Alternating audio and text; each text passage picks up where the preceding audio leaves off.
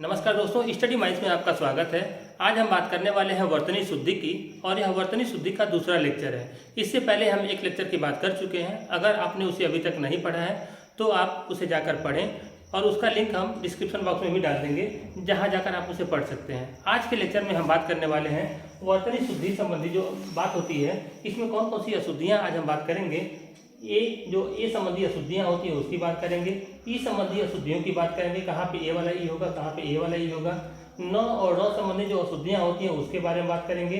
जो षट्कोण स है, जो इसमें अशुद्धियाँ होती हैं, कहाँ पे षट्कोण स होगा, कहाँ पे बड़ा स होगा, इसके बारे में, और कहाँ पे छोटा सा होगा, इसके बारे में कुछ बात करेंगे।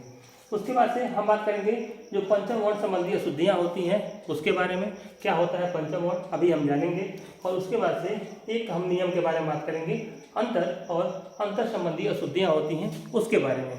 तो चलिए हम बात करेंगे सबसे पहले जो ए और ये संबंधी अशुद्धियाँ हैं इसके बारे में। दोनों का साउंड, अगर हम दोनों का उच्चारण करें तो साउंड लगभग समान आता है। तो बात ये आती है कि ये वाला ये सही है कि ये वाला ये सही है, कौन सा होना चाहिए। अगर हम बात करेंगे ग्रामर की दृष्टि से, साउंड तो दोनों का सेम है, उच्चारण दोनों का सेम है। अगर हम ग्रामर की दृष्टि से बात करें, व्याकरण की दृष्टि से, तो हम इस ए का प्रयोग करेंगे और ये जो ए वाला ये है ये ज़्यादा सही है, सुटेबल है। तो इन दोनों में से अगर हमको एक को चुनना हो कि कौन सा शुद्ध होता है शब्दों में प्रयोग करने के लिए, तो ए वाला शुद्ध होता है और ये वाला करेंगे तो आप गलत हो जाएगा। लेकिन आम जीवन में आप दोनों से काम चला सकते हैं। लेकिन हम एग्जाम में बात करते हैं किसकी, ग्रामर के हिसाब से बात करते हैं। तो ग्रामर के हिसाब से ये वाला जो ये है ये सही है। जैसे उदाहरण के रूप में देखें तो लीजिए, चाहिए, योग्यताएं। देखिए इन सभी शब्दों के लास्ट में ये साउंड आया है, ये साउंड, तो इसमें हम इस वाले ए का प्रयोग किए हैं जो स्वर वाला ये होता है। अगर हम इसकी जगह लीजिए इस ए को लिख देते हैं तो यह साउंड तो सेम आता, भाषा में काम चल भी जाएगा, लेकिन यह व्याकरण की दृष्टि से गलत हो जाएगा। तो हमें किसको करना लिखना चाहिए, इस वाले ए को लिखना चाहिए, लीजिए, चाहिए और योग्यताएं। खासकर किसी भी शब्द में, शब्द के लास्ट में अगर हम साउंड करें, उच्चारण करें और हमें स्वर उच्चारित हो, जैसे लीजिए में ये है, ये स्वर है, ये वाला ये भी स्वर है, ये भी स्वर है, तो हम और उच्चारण करने पे लास्ट में स्वर आता है तो हम उसको उसी रूप में, स्वर के रूप में ही लिखते हैं, न कि हम यह व्यंजन के रूप में लिखें। अगर व्यंजन के रूप में लिखेंगे तो वह गलत हो जाएगा। ठीक है, दूसरा नियम की हम बात करते हैं। दूसरा नियम क्या है, ठीक, तो इसमें ये है, ये तीनों आपके क्या है, सही है। इसके अलावा अगर आप ये वाला ये लिखेंगे किसी की जगह तो यह गलत हो जाएगा। दूसरा नियम क्या कहता है हमारा, दूसरा नियम कहता है ये वाला ई है और ये वाला भी ई है, इन दोनों का साउंड समान होता है। लेकिन हम ग्रामर की दृष्टि से अभी बात की है कि अगर उच्चारण करने पे स्वर उच्चारित होता है लास्ट में, तो हम हमेशा उसको स्वर के रूप में लिखते हैं। और आप जानते होंगे ये जो स्वर है इस ई में ये स्वर होता है, लेकिन अगर हम इस ई के रूप में लिखें तो यह किस रूप में है, व्यंजन के रूप में है। तो व्यंजन के रूप में लिखना गलत होता है, हम पहले ही बात कर चुके हैं। तो हम किसके रूप में लिखेंगे, स्वर के रूप में ही लिखेंगे। देखिए गई में तो यह देखिए यह स्वर के रूप में है तो इसको हम स्वर के रूप में लिखे हैं। ठीक इसी प्रकार से अस्थाई में तो ये भी स्वर के रूप में है तो इसको हम किस रूप में लिखे हैं, स्वर के रूप में लिखे हैं। अगर यहीं पे आप इस गई को ये लिख देंगे तो यह गलत हो जाएगा। ये वाला इस अस्थाई को इस प्रकार से लिख देंगे तो ये भी गलत हो जाएगा। लेकिन कई किताबों में ऐसा इस अस्थाई को सही दिया होता है, इस गई को सही दिया होता है, लेकिन व्याकरण की दृष्टि से ये वाला गई और ये वाला अस्थाई सही है। ठीक इसी प्रकार से और भी बहुत से शब्द हैं, जैसे हम लीजिए, चाहिए, योग्यताएं की बात करते हैं, कीजिए, दीजिए, कुछ भी ऐसे बहुत से शब्द हो सकते हैं। ठीक इसी प्रकार से ई वाले से जो अशुद्धियाँ हैं इसमें भी कई प्रकार के शब्द हो सकते हैं। अब हम बात करेंगे जो तीसरा नियम है हमारा उसके बारे में।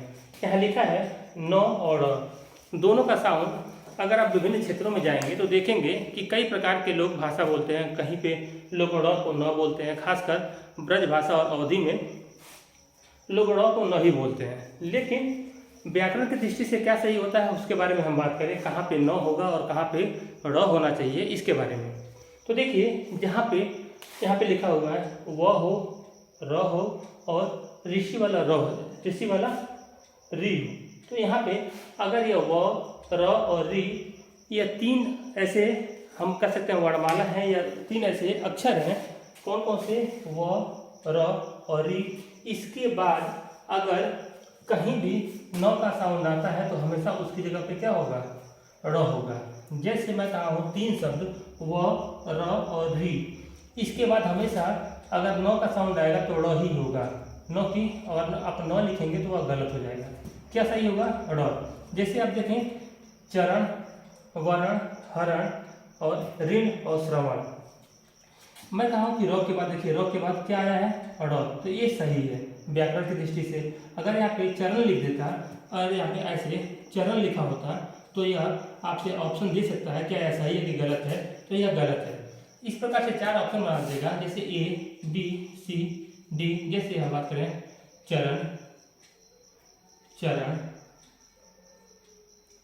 या चरंग, चरंग और यह सभी को इसमें पूछेगा कौन सही है।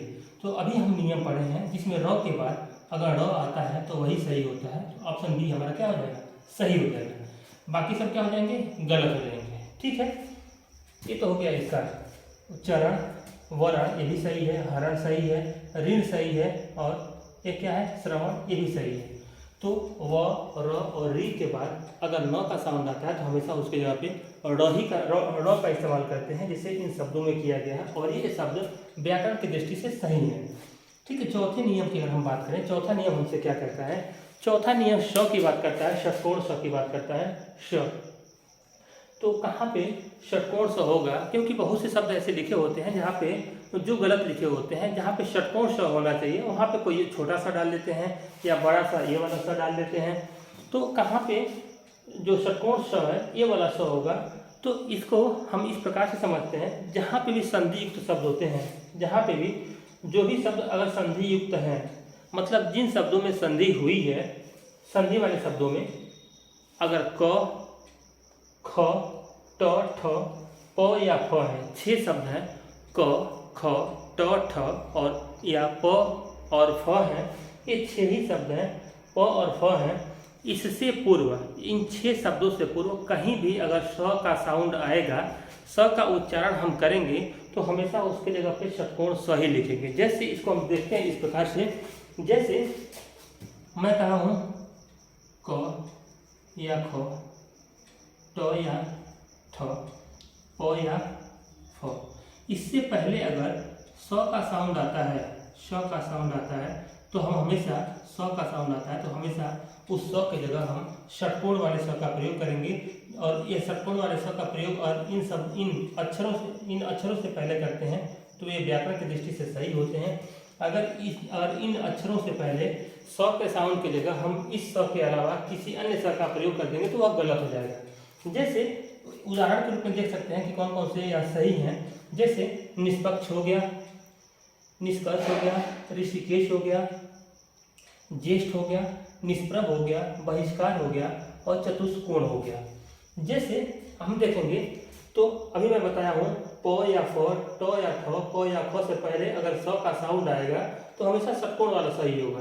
प से पहले षटकोण वाला स, क से पहले यहाँ पे क है, क से पहले षटकोण वाला सा होगा, फिर यहाँ भी क से पहले षटकोण वाला सा होगा, यहाँ भी ट या ठ में से कोई भी तो उससे पहले भी षटकोण वाला सा होगा। ठीक ऐसे ही प से पहले भी षटकोण वाला सा होगा, क से पहले भी षटकोण वाला सा, यहाँ भी क से पहले भी षटकोण वाला सा होगा। तो ये सभी के सभी व्याकरण की दृष्टि से क्या है, ये शब्द क्या है, वर्तनी के हिसाब से दृष्टि से ये सभी के सभी इनकी वर्तनी शुद्ध है। लेकिन इसके अलावा किसी अन्य स का प्रयोग करेंगे तो वह गलत हो जाएगा और इस प्रकार से प्रश्न पूछ सकता है। जैसे हम एक एग्जाम्पल से इसको समझते हैं, जैसे यहाँ पे लिखा हुआ है ये बहिष्कार, यहाँ पे सही लिखा हुआ है, लेकिन इसको अगर एग्जाम्पल की दृष्टि से समझने का प्रयास करें तो हम एग्जाम में कैसे दे सकता है, ए, बी, सी और डी 4 ऑप्शन बनाते हैं। जैसे बहिष्कार दे देगा, बहिष्कार ये वाला स दे देगा, छोटा वाला स। दूसरा बहिष्कार ऐसे दे देगा, बहिष्कार। तीसरा बहिष्कार ऐसे दे देगा, बहिष्कार। और चौथा बहिष्कार दे देगा। इनमें से सभी सही है या कोई नहीं सही है, इस प्रकार से दे सकता है। तो मैं कहा हूं कि क से पहले अगर संधि हो सकती है उसमें, तो उन शब्दों में क से पहले हमेशा कौन सा आएगा, षटकोण वाला सही आएगा। तो ये हमारा ए वाला ऑप्शन सही हो जाएगा, बाकी सबके सब क्या हो जाएंगे, गलत हो जाएंगे। तो इस प्रकार से आपसे प्रश्न पूछ सकता है, तो आप अवेयर रहिएगा, ठीक है। अब हम जो दूसरे श के बारे में बात करेंगे, जो बड़ा वाला श है श, उसके बारे में बात करेंगे। तो श क्या कहता है, जो श संबंधी कुछ अशुद्धियां होती हैं, श मतलब बड़ा वाला श भी इसको बोलते हैं, ठीक। लेकिन अगर संस्कृत के शब्दों में कोई भी शब्द अगर संस्कृत का है, संस्कृत का शब्द है, कैसा है, संस्कृत का है, अगर उसमें च या छ शब्द कहीं भी, च या छ अक्षर कहीं भी आया है, तो उससे पहले भी अगर स का साउंड आता है तो हमेशा बड़ा वाला स ही होगा। मतलब अगर शब्द संस्कृत का हो, अगर शब्द संस्कृत का हो, अगर उस शब्द में कहीं पे च या छ आया है तो उससे पहले हमेशा क्या होगा, बड़ा स ही आएगा, अगर स का साउंड उच्चारण में आता है तो। जैसे यहाँ पे कुछ उदाहरण लिखे हुए हैं, निश्चय, निश्चय, निश्चल, यहाँ पे च है, स का साउंड भी आया है उससे पहले, तो हमेशा कौन होगा, बड़ा स होगा। निश्चल, यहाँ पे छ है, उससे पहले स का साउंड आया है तो हमेशा कौन सा स होगा, बड़ा वाला स ही होगा। ऐसे बहुत से शब्द इसे बन सकते हैं। यह 2 प्रश्न आपके एग्जाम में पूछे हुए हैं, इसलिए मैं इसको उदाहरण के रूप में लिख लिया हूँ। ऐसे बहुत से शब्द बन सकते हैं, बस आपको नियम याद रखना है, ठीक है। एक और स संबंधी नियम होता है, ठीक, जिसको हम बोलते हैं छोटा सा। कल हम बात करेंगे इसके बारे में, और कल हमारा जो वर्तनी शुद्धि का टॉपिक खत्म भी हो जाएगा। इसको हम जो संधि संबंधी अशुद्धियाँ होती हैं, संधि संबंधी अशुद्धियाँ होती हैं, उसमें बात करेंगे कि क्या यह कहाँ पे ये वाला स यूज होता है, कहाँ पे इसका प्रयोग करते हैं, ठीक है। छठवां नियम हमारा क्या कहता है, छठवां नियम कहता है पंचम वर्ण संबंधी कुछ अशुद्धियों की बात करता है। पंचम वर्ण क्या होता है, सबसे पहले तो यही जानेंगे अशुद्धियाँ। पंचम वर्ण क्या होता है, तो जैसे हम क, ख, ग, घ, अंग, च, छ, ज, ज और य, हम कहें कि ऐसे पूरी हमारी वर्णमाला है, तो किसी भी, यह पहला वर्ण कहलाता है, या दूसरा वर्ण कहलाता है, या तीसरा, या चौथा और या पांचवा, क्योंकि यह 5वें नंबर पे पड़ता है। हम वर्णमाला को ऐसे ही लिखते हैं, तो 5वें नंबर पे पढ़ने की वजह से हम इसे पंचम वर्ण के नाम से जानते हैं। तो पंचम वर्ण संबंधी कुछ अशुद्धियाँ होती हैं, क्या क्या होती हैं, यह कहता है, यह नियम कहता है कि जहाँ पे जिस शब्द में पंचम वर्ण का साउंड, किसी भी पंचम वर्ण का 2 बार लगातार आ जाए, 2 बार लगातार आ जाए, 2 बार लगातार पंचम वर्ण का साउंड आता है, तो हम 2 बार लगातार आएगा तो उसे हम पंचम वर्ण के रूप में ही लिखते हैं, पंचम वर्ण के रूप में ही लिखते हैं। ऐसा क्यों है, ऐसे हमारी ग्रामर या हिंदी व्याकरण कहती है। अगर 2 बार लगातार पंचम वर्ण किसी भी शब्द में आते हैं तो हम उस पंचम वर्ण की जगह हमेशा दोनों जगह पंचम वर्ण ही लिखते हैं, क्योंकि पंचम वर्ण की जगह हम अनुस्वार का भी प्रयोग करते हैं। किसका, अनुस्वार का प्रयोग करते हैं। जो चंद्रबिंदु नहीं, जो बिंदु होती है उसका प्रयोग करते हैं, इसे हम अनुस्वार बोलते हैं, ठीक। तो ये कहता है कि जहाँ पे 2 बार पंचम वर्ण का साउंड आता है वहाँ पे इसे हम उस शब्द में इसको पंचम वर्ण के रूप में लिखते हैं, अनुस्वार के रूप में नहीं लिखते हैं। जैसे हम इससे बात करें, यह एग्जाम में काफ़ी इंपॉर्टेंट है, कई बार प्रश्न पूछा हुआ है, ये भी कई बार प्रश्न पूछा हुआ है, लेकिन थोड़े मोड़े अंतर के साथ पूछा हुआ है। कैसे, देखिए यहाँ पे यह लिखा हुआ वांग्मय लिखा हुआ है, वांग्मय, तो यहाँ पे वह है, अंग जो है यहाँ पे इसका 5वां वर्ण है, ठीक। और आप यहाँ पे आएंगे तो आगे जब बढ़ेंगे आप इसमें तो म भी 5वें वर्ण के रूप में पड़ता है, ठीक। तो 2 बार लगातार अंग भी आया है और म भी आया है।